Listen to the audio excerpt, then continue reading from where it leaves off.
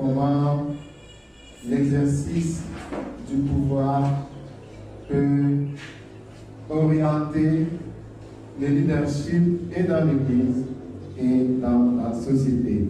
Pour comprendre ce concept devenu un champ de recherche il y a plus d'un siècle, nous vous en proposons un survol historique tel que présenté par Peter Nordhaus dans son ouvrage Leadership, Theory and Practice, ouvrage paru en 2018. Dans cet ouvrage, l'auteur fait un survol rapide pour essayer de faire comprendre ces concepts très complexes. Les définitions de ces termes leadership ont évolué à travers les époques, au gré des mondes, des idéologies et de la transformation des milieux professionnels auxquels ils s'appliquent. Le leadership se résume ici à la capacité à amener les autres à accomplir certaines actions ou certains comportements. Deuxième approche, c'est l'influence, qui est le mot le plus utilisé dans cette décennie. L'influence sous tous les angles avec un consensus selon lequel elle ne doit pas être coercitive.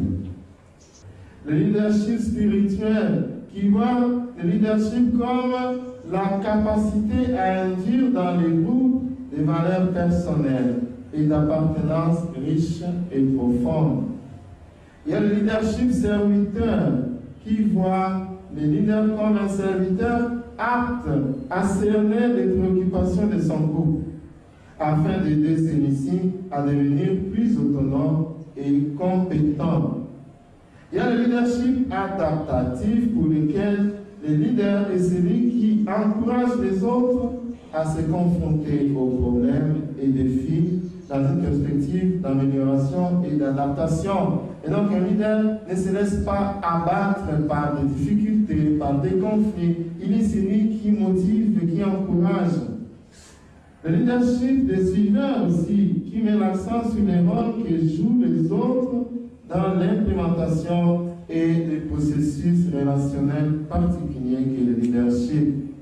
Enfin, pendant cette période, la période où nous sommes, il y a le leadership discursif qui soutient quant à lui que le leadership n'est pas affaire de traits personnels, compétences ou comportements, mais plutôt des pratiques communicationnelles négociées entre les leaders et les groupes. Et ici, on veut que le leader ait des capacités pour bien communiquer.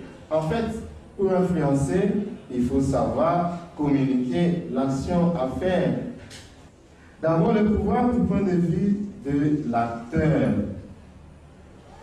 Dans son ouvrage Pouvoir et organisation, Crozier parvient à une définition dans laquelle se dégagent deux aspects. D'abord, l'aspect organisation, c'est qu'il n'y a pas d'organisation sans pouvoir. Et tout pouvoir suppose de l'organisation. Autrement dit, il n'y a pas de pouvoir sans un contexte. Et le contexte, on l'organise avec le pouvoir que l'on a. Dans la mesure où, si une personne A peut facilement obtenir d'une personne B une action X, et B peut obtenir cette même action d'une personne C, il se peut que néanmoins que A soit incapable d'obtenir de C. Supposons qu'il y a un supérieur général qui veut adresser un message à des novices. Mais elle a des difficultés. Et pour réussir, elle veut recourir à une conseillère qui serait la personne B. Et alors dans cette relation, vous voyez que le pouvoir de la personne la plus élevée, qui est sur la personne B, n'a pas la même capacité que sur la personne C. Et donc, la personne B peut avoir de l'influence sur C, alors que la personne A ne l'a pas nécessairement. Voilà un peu. Leadership, pouvoir, on sait désormais de quoi on parle. Il est intéressant de constater que Jésus ne reproche pas d'avoir des ambitions. Ce n'est pas mauvais, même dans le contexte ecclésial, d'avoir des ambitions, de devenir curé, de devenir maîtresse de novice, de devenir directeur, de devenir supérieur. Jésus ne reproche pas d'avoir des ambitions. Seulement, il veut placer les apôtres devant leur choix radical. Il dit en Marc 10, 43 à 44, celui qui veut devenir grand parmi vous sera votre serviteur. Celui qui veut être le premier parmi vous sera l'esclave de tous. Et le terme esclave est vraiment approprié, il est bien choisi. On se rend compte alors comment le Christ voudrait que nous puissions exercer les pouvoirs dans notre Église et dans nos communautés. Donc, l'exercice du pouvoir selon Jésus devrait conduire au don de soi, à se faire esclave, au choix librement consenti d'être dépossédé de sa propre vie pour servir la vie d'autres personnes et y trouver sa joie. Vous voyez, les leaders, on en a parlé au début, c'est celui-là qui veut que sa joie soit partagée avec les autres. C'est lui qui veut que tous les membres du groupe de la communauté puissent aspirer à une vie meilleure. Pour bien exercer le pouvoir dans une communauté religieuse, l'humilité. L'humilité qui consiste à reconnaître que le pouvoir confié peut être aussi retiré. Il n'est pas là de voir déjà à qui on a confié un pouvoir, c'est retourner contre celui qui a confié le pouvoir. Un prêtre nommé qui se détourne encore contre son évêque qui lui a donné ce pouvoir-là d'exercer en son nom dans une communauté, dans une paroisse, dans une structure. Dans l'Église, nous devons savoir que le pouvoir nous confié peut nous être retiré à tout moment par celui qui nous l'a confié. Ce n'est pas un pouvoir perpétuel, ce n'est pas un royaume. Ici, ça ne n'est pas encore arrivé, mais on connaît des endroits où, pour qu'un curé quitte une paroisse, il a fallu amener des policiers, des militaires, pour qu'ils libèrent. Savoir que le pouvoir qu'ils exercent aujourd'hui avait déjà été exercé par d'autres avant moi, je ne suis pas le premier. Et d'autres l'exerceront après moi. Quand le pouvoir isole, vous savez que le pouvoir isole. Quand on a une certaine responsabilité, parfois les amis commencent à vous fuir. Parfois vous vous retrouvez seul. Même si vous preniez de temps en temps un verre de bière le soir ensemble, une fois devenu supérieur, commence à dire non, vous êtes déjà de l'autre côté, attention, vous allez, c'est parce que vous tirez de nous. De nature, le pouvoir qui isole. Et donc, si dans nos communautés, nous pouvions nous inspirer du leadership de beaucoup de saints que l'Église nous présente, nous pourrions nous aussi exercer notre pouvoir à la manière du Christ, le leader saint par excellence. Je ne sais pas qu'est-ce qui fait que peut-être quelqu'un qui était qu'on connaît par exemple dans la communauté ou quelque part comme une bonne personne, il peut devenir relationnel. Mais dès que la personne reçoit ou lui donne le pouvoir, il y a ce changement brusque et brutal. À tel point qu'on n'arrive pas à comprendre, c'est comme si on est devant deux personnes différentes. Je ne sais pas quel serait votre point de vue ou quel conseil donnerez-vous à cette catégorie de personnes. Merci beaucoup.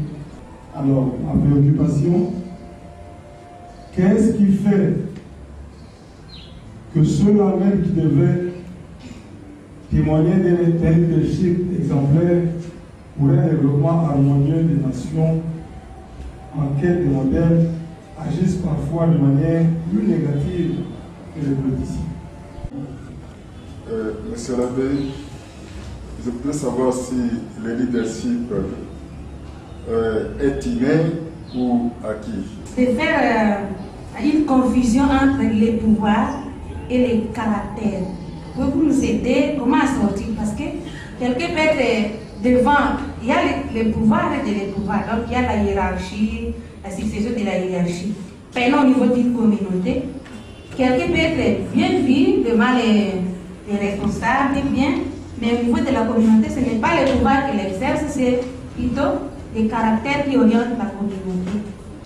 On peut acquérir ces capacités parce qu'il y a évidemment des formations au leadership, des formations qui se donnent pour implémenter, pour accroître cette capacité et apprendre. Il y a des gens qui sont devenus des autorités, à qui on confie les pouvoirs, et personne ne leur donnait plus de jours, plus de mois. La force, c'est d'être dans le pouvoir et d'être au service de l'information. Ils ont appris à gérer et se sont confirmés. Donc, d'une part, il y a cet aspect de leadership inné, des personnes de par leur nature capables d'influencer les autres par leur façon de faire, par leur façon de vivre, mais on peut aussi acquérir des compétences en leadership. Les critères pour le choix d'un meilleur leadership.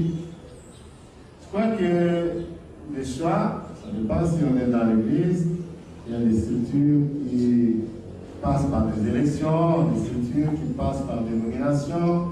S'il faut passer par des élections, les membres d'une communauté s'y connaissent. Même si je ne peux pas revenir sur ce qu'on a dit, le pouvoir coran, mais on se connaît. On sait que tel peut exercer telle responsabilité. On sait que si on confie l'économie à tel, ça sera catastrophique. Si on donne à ce village vraiment la gestion de l'argent, on ne faut oublier. On sait que tel, on peut lui confier la formation des novices ou des postulants. Et même si ça doit passer par des nominations, je remercie beaucoup la sœur Roberta pour sa contribution.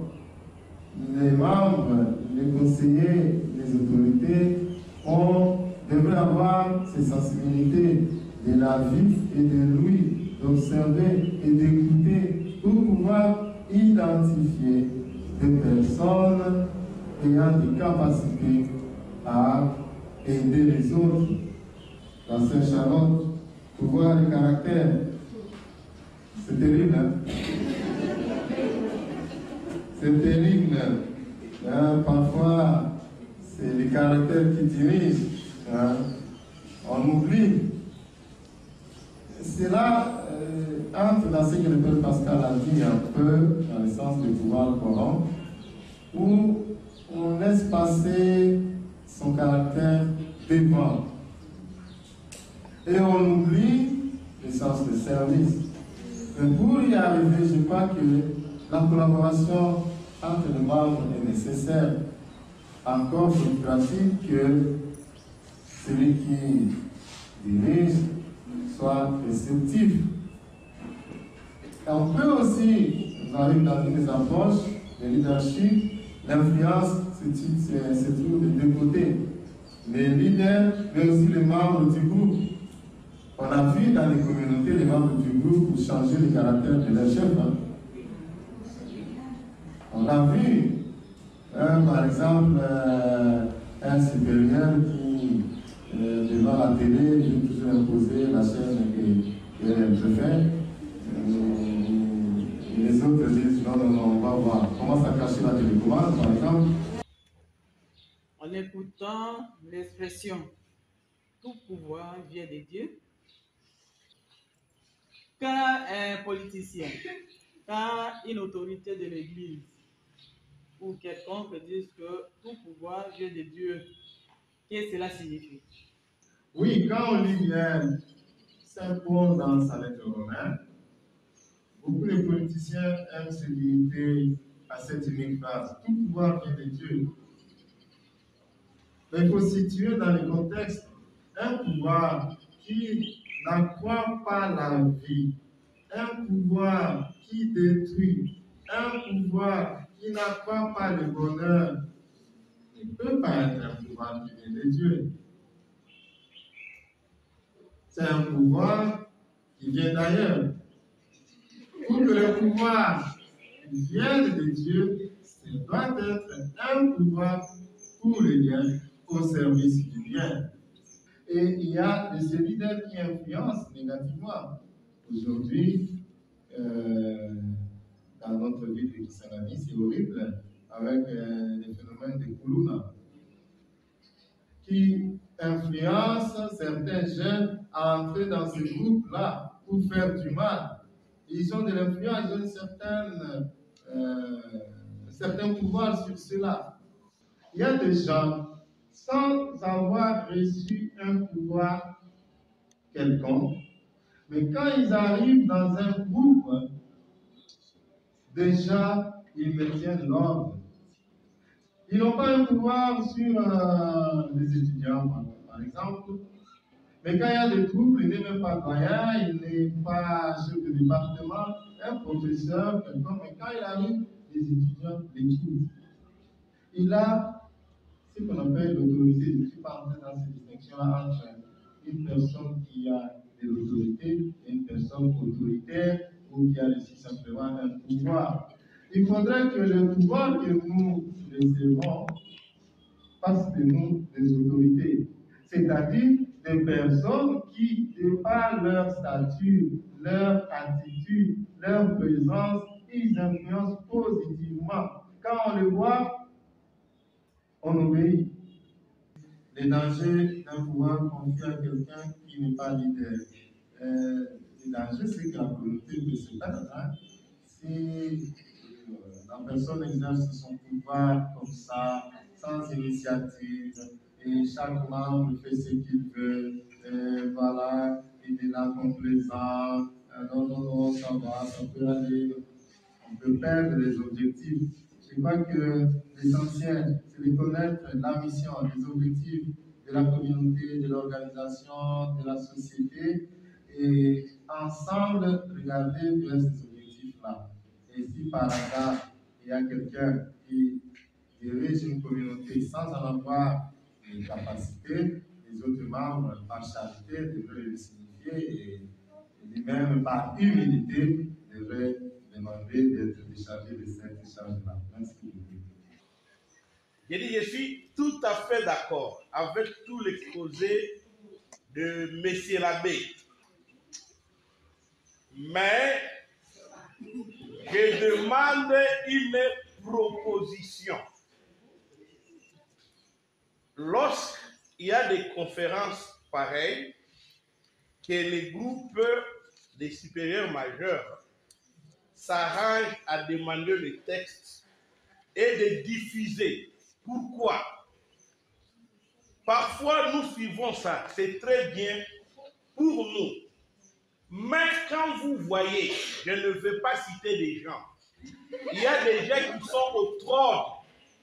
Vous osez citer son nom, vous osez citer ce qui ne marche pas, on te fait partir d'ici. Pour Archikiss Online, reportage et commentaires Yusil Rosalita Kachova, prise de vue de son et montage Cédric Sabiti, remerciements Son Excellence Monseigneur Marcel Utembitapa, archevêque de Kisangani et président de la Conférence épiscopale nationale du Congo, Sanko, aumônerie universitaire, paroisse Saint-Esprit.